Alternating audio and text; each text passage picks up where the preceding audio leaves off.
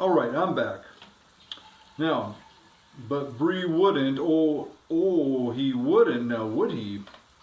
In this idea about Erebus, Shasta was once more quite wrong.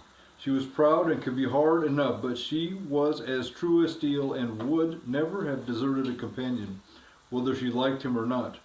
Now that Shasta knew he would have to spend the night alone, it was getting darker every minute. He began to like the look of this place less and less. There was something very uncomfortable about those great silent shapes of stone.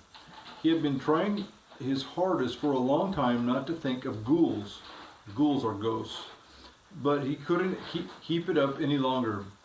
Ow, ow, help, he shouted suddenly, for at that very moment he felt something touch his leg. I don't think anyone can be blamed for shouting if something comes up from behind and touches him. Not in such a place and at such a time, but he was frightened already. Shasta, at any rate, was too frightened to run. Anything would be better than being chased around and around the burial places of the ancient kings was something he dared not look at behind him. Instead, he did what was really the most sensible thing he could do. He looked around and his heart almost burst with relief. What he touched him was only a cat. The light was too bad now for Shasta to see much of the cat except that it was big and very solemn. It looked as if it might have lived for a long, long years among the tombs, alone.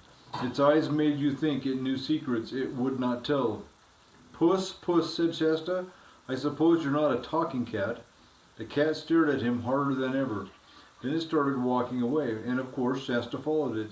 It led him right through the tombs and onto the desert side of them.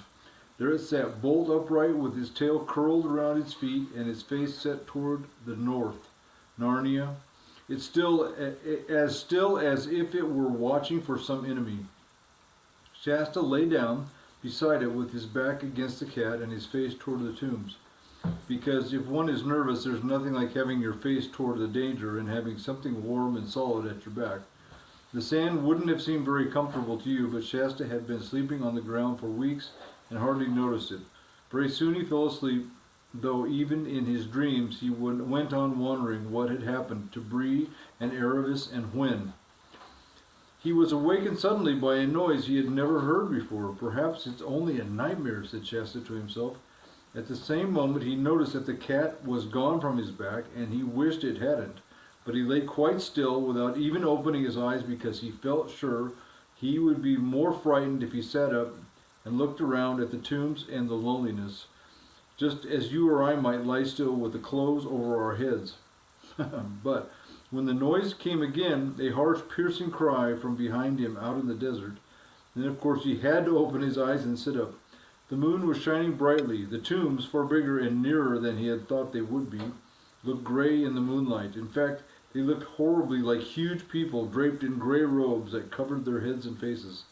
They were not at all nice things to have near you when you're spending a night alone in a strange place. But the noise had come from the opposite side, from the desert. Shasta had to turn his back on the tombs, he didn't like that much, and stare out across the level sand. The wild cry rang out again. I hope it's not more lions, thought Shasta. It was, in fact, not very like a lion roar he had heard the night when he met Hwin and Erebus. It was really the cry of a jackal. But of course Shasta did not know this. Even if he had known, he would not have wanted very much to meet a jackal.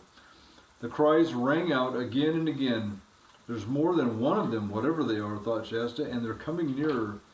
I suppose that if he had been an entirely sensible boy, he would have gone back through the tombs, nearer to the river where there were houses and wild beasts would be less likely to come. But then there were, or so he thought there were, the ghouls. To go back through the tombs would mean going past those dark openings in the tombs and what might come out of them. It may have been silly, but Shasta felt he would rather risk the wild beasts. Then as the cries came nearer and nearer, he began to change his mind. He was just going to run for it when suddenly between him and the desert a huge animal bounded into view. As the moon was behind it, it looked quite black, and Shasta did not know what it was, except it had a very big, shaggy head and went on 4 legs. It did not seem to have noticed Shasta, for it suddenly stopped, turned its head toward the desert, and let out a roar which re-echoed through the tombs and seemed to shake the sand under Shasta's feet. The cries of the other creatures suddenly stopped, and he thought he could hear feet scampering away. And then the beast turned to examine Shasta. It's a lion. I know it's a lion, thought Shasta. I'm done. I wonder, will it hurt much? I wish it was over. I wonder, does anything happen to people after they're dead? Oh, here it comes. And he shut his eyes and his teeth tight, but instead of teeth and claws, he only felt something warm lying down at his feet. And when he opened his eyes, he said, why, it's not nearly as big as I thought. It's only half the size. No, it's not even a quarter the size. I do declare it's only the cat. I must have dreamed all that about it being as big as a horse. And whether he really had been dreaming or not, what was now lying at his feet, staring him out of the countenance with its big, green, unwinking eyes, was the cat, though certainly one of the largest cats he had ever seen. "Oh, Puss," gasped Shasta, "I am so glad to see you again. I've been having such horrible dreams." And he at once lay down again, back to back with the cat, as they had been at the beginning of the night, and the warmth from it spread all over him. "I'll never do anything nasty to a cat again as long as I live," thought Shasta, half to the cat and half to himself. "I did once, you know. I threw stones at a half-starved, mangy old stray." "Hey, stop that!" For the cat had turned around and given him a scratch. "None of that," said Shasta. "It isn't as if you could understand what I'm saying," and then he dozed off. Now, do you think the cat understood what he was saying? Maybe so. Next morning when he woke, the cat was gone, the sun was already up, and the sand was hot. Shasta, who was very thirsty, sat up and rubbed his eyes. The desert was blindingly white, and, though there was a murmur of noises from the city behind him, where he sat everything was perfectly still.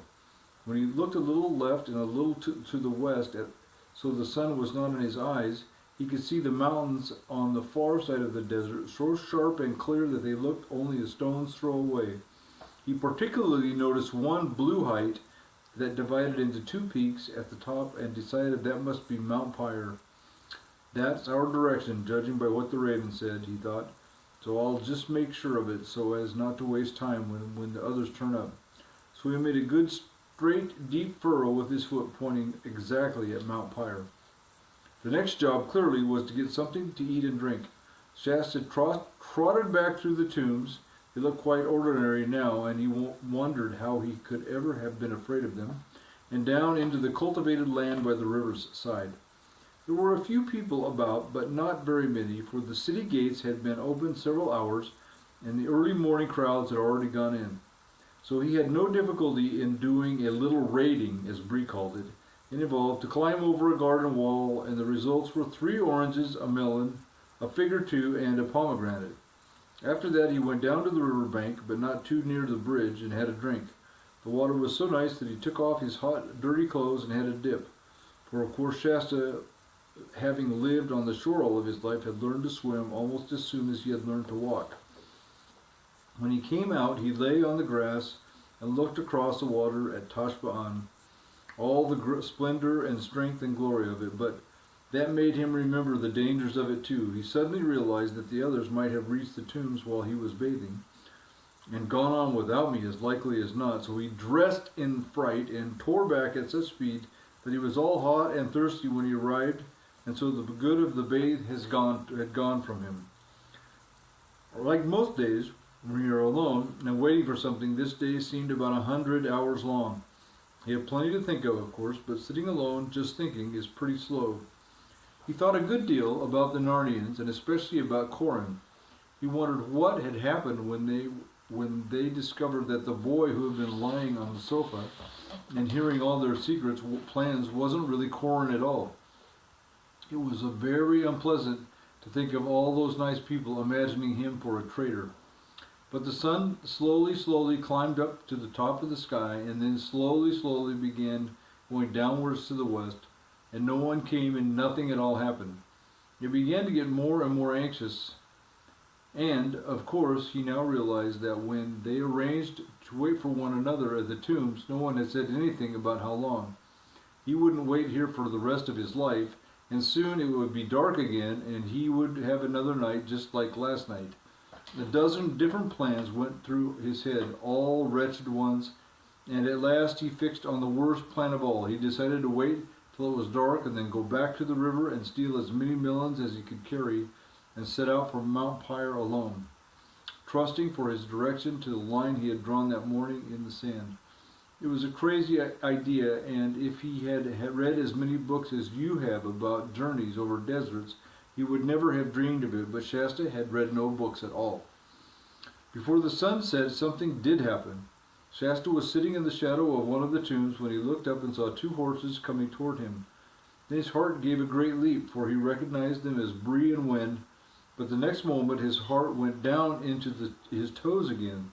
There was no sign of Aravis. The horses were being led by a strange man, an armed man pretty handsomely dressed like an upper slave in a great family. Bree and Wen were no longer got up like pack horses, but saddled and bridled, and what could all this mean? It's a trap, thought Shasta. Somebody has caught Aravis, and perhaps they've tortured her and she's given the whole thing away. They want me to jump out and run and speak to Bree, and then I'll be caught too. And yet if I don't, I may be losing my only chance to meet the others. Oh, I do wish I knew what happened. And he skulked, which means he hid behind the tombs, looking out every few minutes, wondering which was the least dangerous thing to do. Okay, so we just read chapter 7. You guys have a good day.